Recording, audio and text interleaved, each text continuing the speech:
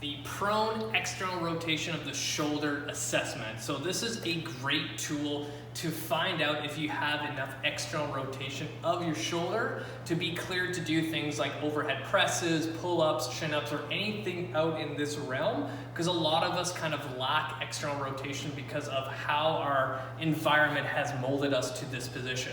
So one, this is an active assessment because it wants to showcase what you actually have control of. Whereas if you went to a therapist and they passively took you into external rotation, you may have more, and that's usually the case. Whereas actively, that's how much you control, so then that's a little bit more of a direct, influence of what you can do in the gym. And this is why I like to utilize this assessment. So what we're gonna do is first find a bench. And what we're gonna do is place ourselves in a prone position, a prone-like position. So the best way to do this is you're gonna start on your knees and you're gonna place one hand on the ground so you're kind of in almost like a bird dog position, but the left arm in this case is gonna be the working arm and arm that we're testing. We're gonna kind of hug the bench, and you wanna make sure that your shoulder is in line with the elbow.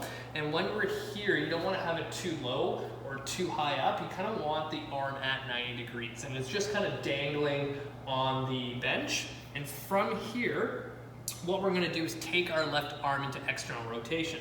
So I'm gonna create a fist on my left hand, and from here, I'm gonna slowly start driving my fist up towards the ceiling into external rotation. Hold, and see if I can get a couple more inches, and then back down. And I'm gonna do about 3 repetitions to kind of eyeball where my external rotation is. Couple things to note as we do this. If you start getting to your end range and say it's here, you're trying to cheat, the only way to cheat in this position is if your whole chest comes off and you're trying to lift your arm up. So you want to think of one, actively pushing the arm down and then driving that arm up towards the ceiling and then back.